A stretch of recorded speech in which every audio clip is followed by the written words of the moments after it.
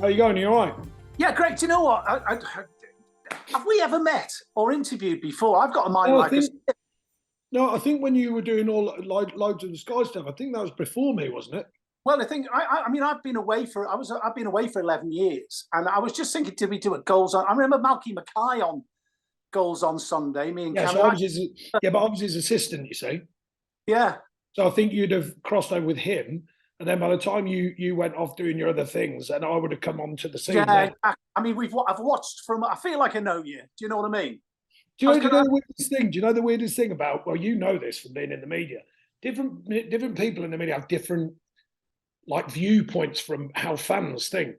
So mine generally is like, because I have a bit of a laugh now. Oh, he's all right, lads. But then the good side of that is people are very approachable, and I'm pretty approachable, I think. But the bad side of it is people literally come up and whack me on the back and go, right, die cheat, and I go like, I don't even know who you are, mate.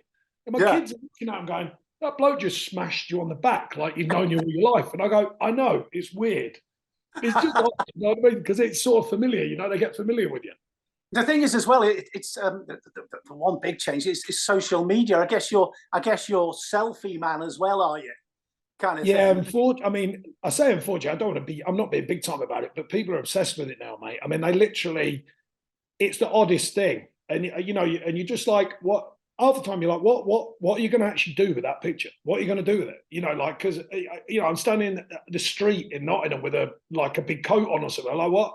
I'm not exactly in work mode, you know what I mean? So, but people love that sort of stuff. I don't know, they upload it and put it on, do funny faces on it, do whatever they do with it. I have no clue. You just sort of try to be gracious and you're like, right, okay. Most people are all right, by the way. I must say, majority, 99% of the people are all right, but you always get one twerp along the way. You know, but the thing is, it's like, I mean, going back in the day when I was sort of, on Sky and whatever, what I found was quite funny was when people talk to you, they feel like you're their best mate because they've obviously seen it's a bit like you, and it's a compliment to you the way you come across, but they think you're their best mate even though they don't realise they're not. You know what I mean? Yeah, I know. There's only a couple of times. I don't put it very often, but the bang on the back one is really weird. And a few times I've said, "Would you do that to Arsene Wenger?" So I'm like, "Well, I don't think you do that to Arsene Wenger." So because I come across not as, I don't know, like worldly or whatever, I'm like, what? So you think you can just walk up to me and bang me on the back and go, all right, Dai Chi, you know what I mean? On the other hand, it can be good because people realise you're just like them. You're doing a job, but you like football, you like a beer, you like life, and all that. So you can't win. Like if you're at a gig, I'm not being funny. If you're at a gig, you're not going to be precious. If you're at a gig, you just got to go. Well, I'm at a gig. That's the way the world works at gigs. So there is a time and a place, to be fair. I've got this. I've got a few questions for you, but I've got this weird feeling that your holiday stroke sabbatical is about to come to an end. To be honest, mate, there's all kinds of rumours, but they are rumours. I tell everyone that so the oddest thing about football, the way it's changed is, even when you're in a job, everyone thinks that you know everything about all these things, but most of them have come out of mythical starting points. The media, I know you're in the media, but the media, the old favourite, sometimes when I mess around with the media, I call it on them. They go, what do you think about people saying this? And I go, what people? They go, people. I go, well, what people? I said specifically what people are saying this.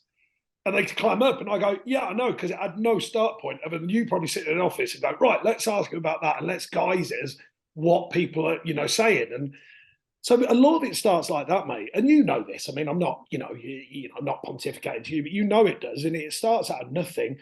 The obvious thing, I mean, brutally obvious, is if the manager's having a bad time and you're out there floating around in the world, you're bound to get linked. Well, you're bound to get linked at whatever level you've done a bit.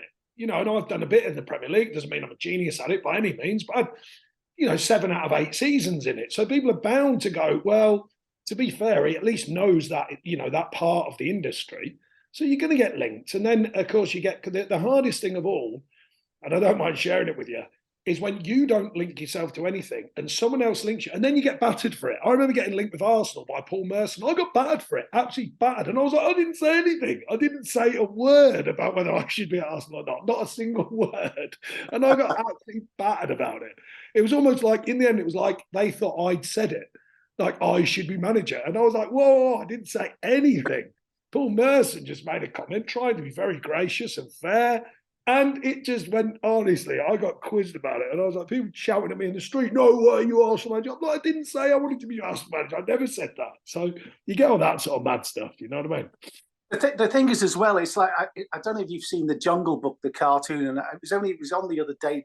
Kids had it on.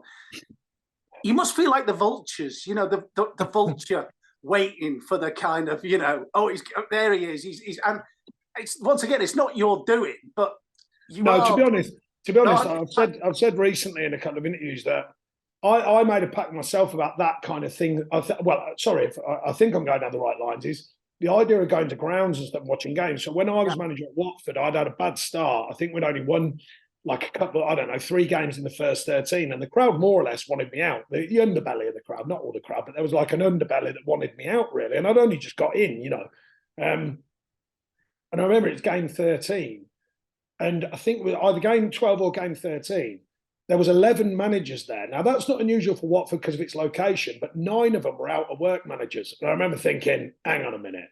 So I thought, I'm not doing that. So I've never done it. So when I came out of Watford, I always went to my area club. So that was, and clubs I had links with. I had links at Leicester through John Rudkin because he was youth team director when I was taking youth in Watford, and we got on really well, still do to this day. I had links at MK Dons, links at Forest because of my past. They were probably the main 3. And I just used to go to them games all the time, rotate on and off. For one, I was spreading the levels of football and just taking in your own knowledge. And for 2, if anyone ever asked me, I said, no, it's nothing to do with the manager winning or losing. I'm physically here every other week or whatever. Now, the problem was recently, so Steve Cooper was having a tough time. Jesse March was having a tough time. Brendan Rodgers was having a tough time. Steven Gerrard was having a tough time. And, his name escapes me, he's come out of Wolves, was having a tough time. So I was like, well, I can't go to any of them games. And guess what? They're all an hour from where I live. So I'm like, well, then I'm stuck. No, I can't go to any of them because my own rule was like, don't do that. Yeah. So you get all these weird conundrums. Now, I went to Forest on Saturday because obviously things have calmed down. Steve's doing a good job there. Brendan, unfortunate result, but I think he's pretty solid there. He's got a good history there. They'll turn it round in my belief. So that was the first game I've been to since before the World Cup because of the reasons I've just said. So I've been to a couple of lower league games because my lad plays. So I've been to a couple of Northampton games and stuff like that, and watched loads on TV and stuff. So, anyways, a long-winded answer to what I thought you were suggesting about the vultures, sort of, circling. Listen, the other one. Let me get the other one out of the way. I've got to ask you. What's his name? Weghorst. Weghorst going to Man United. You had him. Will he do well there? Is he a United player? That's my last question, by the way. All I can tell you, he's a very good professional. In fact, excellent professional, top class professional. I don't imagine, this is never to do whether he'll do well or not, but I don't imagine he'd be phased. I think he's a very level, rounded, grounded professional. Takes his profession very seriously, very driven on what it is. I found him a pleasure to work with. At Burnley, we just couldn't find him goals, and partly the team, we creating the right kind of chances, playing the right way. But I personally felt he would have scored goals that would have kept us up. We had 8 games to go, and I thought he was learning all the time. He was adapting to what the team, a very, very bright fellow. He was adapting to what the team needed, players around him. I hope he does well. I'd like it to be one of them stories, because people sort of go, oh, is that like the future? No, hang on a minute. Did they? Well, there was a time when other players have gone to big clubs when everyone's gone, oh, I'm not sure. And they've ended up doing great. So I hope he's one of them because he deserves it because he's a fantastic professional without a shadow of a doubt. When you go down to, there's the 41 out of the way. When you go down to Forest, I read you bump into Frank Clark and sort of the legends and all. Tell me who's there and what are they talking about? Yeah, love them. Fully enough, they do a little lunch thing on a Thursday where they meet up in just a little cafe, and it's kind of open house. And me and Johnny Owens, Johnny Owens, who did the film I Believe in Miracles. We were talking to him about why this sort of concept is not out there, and the ideas behind it and stuff. And because it's a great afternoon, you have a coffee, sometimes you have a glass of wine, have a bit of lunch. What's the crew? It could be Robbo's normally John Roberts. I mean, proper legend Robbo. Everyone knows that. Frank Clark, part of the legendary years of Forest and manager, of course. It could be John O'Hare, Colin Barrett, Ian Story Moore. Seamus McDonough more as a friend of them, and I think he coached at Forest for a while. But some add-on links, and Johnny Owens, of course, because he did the film. Varying ones pop in and out. Bryn Gunn, who's a friend of mine. I mean, he works now, but when they can, and it's just like, Paul Hart was there last week, and they just kind of turn up or don't turn up. It's not a prerequisite. They usually have a little WhatsApp group. So they WhatsApp with each other and sort of say, look, are you going? And it can vary from 3 or 4 to 12 or 13. And sometimes they're lads, and that I've taken my lad. My lad loved it, listened to the stories. I mean, these are proper football people, proper legends. And I think it's a brilliant concept. And so they kindly said, look, if you're around, you want to pop down. So on a Thursday, not every Thursday, but I go down, we have a bit of lunch, have a couple of cups of coffee, maybe a beer. It depends on, what everyone's doing that day. And I found it brilliant. It's something for me to link in with, that idea of the game's changed, of course, we all know that, but it hasn't changed as much as you think. And sometimes these guys, they strip things down, and it's brilliant listening to them, because obviously we talk about current affairs, the game and what it's offering. And they strip it back sometimes, and you think, yeah, do you know what? And it reminds you of the truth of the game, not just this modern way of kind of talking in circles and perceptions. The perceptions of the game is sort of more powerful than the truth of the game, and they just strip all that back. So you have some great debates, and I've found it thoroughly enjoyable and very, very helpful, actually, to listen to some of their views. And many others, I mean, I've name-checked a few there, but there's lots of others who are all welcome and they pop in and out and stuff like that. And John Robbo's having a birthday party. They're celebrating at Forest this week for his birthday. Brilliant. 70. So, yeah, we're all going to go down there. Would Cloughie have been able to manage today? Well, look, I mean, you would imagine that the best managers, the brightest managers, which he certainly was, they move with the times. Now, whether or not he'd have moved as many of his moral sort of things that he believed in to the modern game, I don't think he'd have liked the tattoos and the haircuts too much. Can't be honest, that might have been a bit of a challenge for him. And the white socks and all that sort of stuff, which I'm not a fan of myself, and snoods and all that. I think that might have been a bit of a challenge for him. But I've no doubt his knowledge of the game would have survived. I'm pretty sure of that. And like most good managers, I mean, I think when they get older, they surround themselves with people who can do the bits that are maybe the modern element or maybe the new element, whilst not losing track of, what they sort of are and what they believe in. I mean, I thought Sir Alex did that amazingly down the years, bringing in different coaches, different styles, different people, building units behind him that probably kept him with the knowledge that he needed, that he didn't need to learn it all. He had people who had learned it all and could share that knowledge and point him in the right direction to support his own views. And I think that's a brilliant art of management in itself. Give us your one Cloughie story that you... Well, there's loads. I mean, look, people forget I was only there for 3 years, and I always make it clear because I don't want to be. But there's enough players out there telling Cloughie stories that I know for a fact weren't true, or it wasn't them involved. So I'm not going to. I'll tell you ones that I was involved with. But some of the, I mean, there's that many even for me. We used to go out and do his garden. There's one when we found a tennis ball and we were flicking it over the neighbour's garden. Basically, it was like a low privet hedge, and we jumped over the neighbour's garden.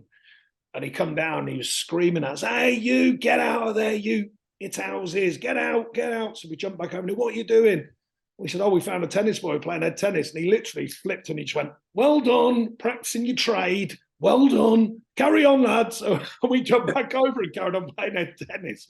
I mean, moments of joy. At first, by the way, I must make you crap in your pants. You think, "Oh no, he's going to kill us here." And then he gave us the well done one, and we carried on playing head tennis. So, I mean, but there's loads. I mean, like I say, I didn't play in the first team. Some of the first team stories are brilliant, but some of my little stories are more, well, about life. And he was the one thing he was amazing. There was rumours. There was always these rumours that he wasn't at training every day. I've never known a manager watch as many games. He travelled with the youth team when he could watch the game. He'd go down and watch the game, especially in Nottingham, obviously. Take his dog for a walk, watch the youth game, and then come back for the first team game. The reserves, he's still the manager I've ever known take the reserves as seriously as the first team. I remember winning the league with the reserve team, although I was sub and stuff, and parading it around the first team ground. And the last day of the season, he made that. He said, "Make sure we parade the fact." I presume, looking back, if the reserves are strong and the youth team is strong, he's thinking the future's strong. So that's the thing that I took. I didn't know that at the time, obviously, but now when I look back. But yeah, certainly a legend. There's no two ways about it.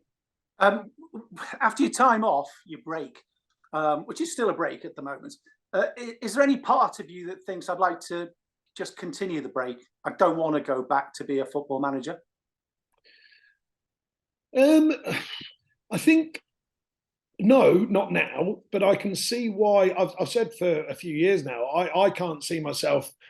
I think it was. I think it was Pellegrino was turning 65, and we played him that week, and they were asking me about that, and I said. It's the old Steve Redgrave one. Don't you? If you see me, we're near a boat, shoot me. You know, I was like, I just think the way the modern game is changing. I don't think it's the game, by the way. I think the outside noise of the game, I think eventually could drive you mad. You know, and all the opinions now. You know, you got to remember these older guys. They're not used to that as much. You know, well they are now, but you get what I mean. They were from an era when they got on with their job. People voice their opinions, but not now. You get an opinion every second of every day if you wanted it. I mean, if you're that way inclined and you're on social media or whatever. And I think sometimes, or I imagine some of the older managers are just like, you know, I've had enough of that. For me, I'm kind of on the crossover, so I've seen the modern generation of media and stuff, so it doesn't really bother me so much, and I don't really get involved in it. But yeah, I can imagine that's the thing that eventually you just think, well, you know, you can't have all the answers all the time anyway. And you get to a point where you probably go, do you know what's the point? You know, I can't answer everything that you want, but I'm certainly not there yet. But equally, I can't see myself. I'd be very surprised if I was managing at like 72. I think Roy was recently, or something like that. I'd be very, very surprised if I was managing at that age. It's a double-edged sword, isn't it? I wonder if you've been pleasantly surprised, or what your reaction is to having a break. Have you been able to fill your time? Have you yourself getting onto the, you know, driving the family mad, and wish you go, you know? Well, the first things first, I took advice from older, wiser managers than me who'd been, let's say, parted company on a few more occasions than me, and they said, look, one thing for sure, in their opinion, don't obsess about football, don't watch everything that you see, take a real good break from it, go and do the things, because I've said this a few times, and I think people forget this. I was living away a lot, so I was traveling a lot. You couldn't, because Burnley was so far away, you couldn't like drop in your car and say, oh, ring him out and say, look, I'll meet you for a game of golf in an hour, because you weren't going to get home in an hour. You were going to get home in probably 3.5. So you give up a lot, you know, and your family gives up a lot as well, by the way. And then when you get a chance to breathe with it all, you go, right, okay, well, I'm not going to obsess about football. So a lot of it's simple stuff, life stuff, you know. On a Saturday during pre-season, I'm not working, so, you know, pop down the pub and see a few mates or have a barbecue and, you know, go to a gig and all them things. So some of it was really simple stuff. Excuse me. Obviously a bit of travel as well, with friends and stuff like that. A lot of it is really just social stuff that you couldn't do. You know, you couldn't, like Christmas, we just had Christmas and New Year. You know, I had a couple of beers Christmas Eve, Christmas Day. You couldn't do that. Boxing Day, of course, I'd be working. And this year, I did go and watch a game. I went to watch my lads' game at Mansfield, but you know, the point is I could have a beer and a curry or whatever, you know, not going to get for training and all that sort of stuff. So a lot of it has just been really simple social stuff. A lot of friends I've got from around the country because I was like a journeyman footballer. A few people I know in London, so I get on the train, have a little day in London, bit of dinner and catch up, sometimes media stuff and, you know, link it all together. So I've kept myself reasonably busy. I go down the gym quite a lot, you know, to make sure I'm ticking over and looking after myself. Like I say, podcasts, media. I've stayed away from the real big sort of superpowered media. I've been offered quite a lot, but I've stayed away from that a little bit because I don't want to be pontificating about what I do, because you get back in and they all say, oh, well, you said. So there's no point in opening that can of worms. Or not now, maybe at some point, but not now. Pretty much kept myself pretty busy, other than the obvious change in the weather, playing a bit of golf, bit of charity stuff that I do, which I enjoy. But other than that, the weather pendant, you know, pretty much kept myself occupied. Your son Max plays for Northampton. He played at the weekend. We chatted last week about it, didn't we? And he started at the weekend. Unfortunately, they lost. What kind of dad are you to him? Are you football dad? Are you nervous dad? Are you hands-on dad, or just let him get on with it? No, I've never been a dominant father to him in the sense of football dominant. I've always stood at miles out of the way in games, youth games and stuff. I always wonder whether people think I was being ignorant. I wasn't. I just didn't want to get involved in. I've never been one to scream and shout at him on a football pitch. That's not my bag. I wanted him to learn the game, and I wanted him to do it for him. It's hard enough when you've got my name because it's such an odd name. People are going to notice, and they're quickly going to find out. So I certainly never got involved with that. Neither did my wife or daughter either. You know, they've let him learn his way, if you like. I obviously support in the background when we're chatting about the game and things like that, quite obviously, but I've never been vocal about it. I've always tried to stay away from the coaches and the manager. I don't get involved with them because I want him to, if he wants to do it, I want it to be his, not mine. It's not about me. And recently, the hardship for me as a father has been going to games actually because he was going to play at Stevenage, and I said, look, I'm not going to go because it will make more of a story me going than it will him playing. And I think that's, I don't know, it's not unfair. It's the modern life, so I get it. So that's been hard because there's certain games I've had to come away from. On Saturday, as it happens, they'd had someone gone down ill, so I couldn't make it to the game. So it was at a stop point. You know, I couldn't have physically got there. So sometimes it's things like that. But generally, no, I don't think I'm a dominant dad as in football. I've sort of approached things with him, spoke to him about things, you know, different ways. His professionalism is good, his attitude's great, and he wants to have a go at it. So I'm like, go for your life, son, you know. And like I say, just drop in little things. We watch a game now and again, and we'll point out things on the TV, but not really obsessively. I think a theory, and it's a risky theory because, you know, there's the rule of 10,000 hours and all these things. I personally didn't believe in that. I believed if you want to do it, that will be the biggest power you've ever got. So rather than push him to do it, I just let him do it. And I'd explain to him the things you've got to do. If you want to do them, do them. If you don't want to do them, that's cool with me. And my daughter's doing brilliant as well. She's resettled at school and she's doing fantastic. It's just on the verge of her mock A levels and she's doing really well. So proud of both of them for different reasons. Fantastic. Did you enjoy the 90 minutes as a manager? I think like most managers, you enjoy the outcome. You know, when the outcome is proven, especially winning, of course, or big, it can be draws in the Premier League, you know, big points at ground. You enjoy the outcome when your work that you wanted to put in and your decisions you've made pay off. It's not so good when they don't, I can assure you of that. I've never really, I get asked a lot about stress and pressure and stuff. Are you the nervous? I can't imagine you are, but are you the nervous type before a game? I get an inner kind of anxiety kind of nerves, but I had that when I was a player. You're always on that knife edge of success and failure when you're a player. And I always felt that. As a manager, I feel it not the same, but differently, but I'm not a nervous wreck. I don't get that nervous when I don't think you'd be able to look at me and think I'm really nervous. And I don't think the players would ever think that. I've had some nervous games, don't get me wrong, when you are going into the lap of the gods when you think, please, just all the work we put in, just please pay us back. I mean, probably the most nervous as in not knowing quite what to say was our first promotion at Burnley because you've worked all season. It's been an amazing season. We're playing Wigan, who were on an amazing roll. I think Uwe Rosler had taken over and they'd won like 6 out of 8 or whatever at Burnley. And you just thought, oh, lads, please turn up again today. You know, this is the one. And they did. And we were excellent. So that was when I was nervous of what to say. But I just went back to basics and kind of said, lads, you've been doing it all season. Just go and play type thing, you know, took a risk on not giving them too much information. But yeah, I do anxiety and that weird feeling on a match day. It's hard to explain, but it's an underlying anxiety that just sits there bubbling. But it's the outcome that really takes that away. And if you win, of course, everything seems rosy. If you don't win, you've got hours of just going, oh, why did I do that? Why did I do this? Last couple for you. I lived in Nottingham when I was a kid. And if you got a date, you always used to meet, because there was no mobile phones, you used to meet them by the lions in the town square. Does that still happen? Oh, I don't know about that. It's been a long time since I've been dating. I can assure you, they're not like this. Jeez, good head for radio.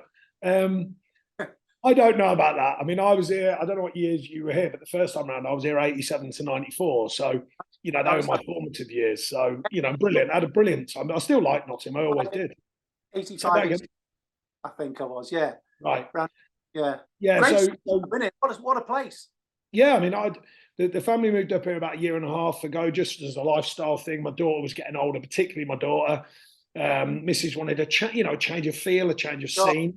And moved up here about a year and a half ago. I had links here, obviously, and you know, my assistant manager lives here and stuff like that. So don't get me wrong, there are some links here. And I've enjoyed coming back here. The only difference is in Northampton, because I've been there so long, people just get used to seeing this. They don't even flinch. Whereas here, people say them odd things. Snapping photos of him. Look at him. He's Yeah. And that, well, because I'm not. Well, now people know because of the media, but when I was first living here, I wasn't living here every day, so people would be really like surprised to see you and stuff, and they'd be like, "Oh, what are you doing?" I'm like, "Well, I live here," and they'd be like, "Oh, right, okay." So you get that, but they weren't to know because I try and I try and keep my private life private, obviously. So yeah, but I know I've enjoyed it, and I think the family have enjoyed a change of scene, so it's been good. Hey, listen, do you know what? Go on. Thanks. Thanks. Thanks for what? Thanks for joining us today. Really No appreciate it. problem. No problem. Pleasure. I obviously will see you in the dugout very shortly, indeed, probably sooner rather than later. But if we don't, let's have another chat soon.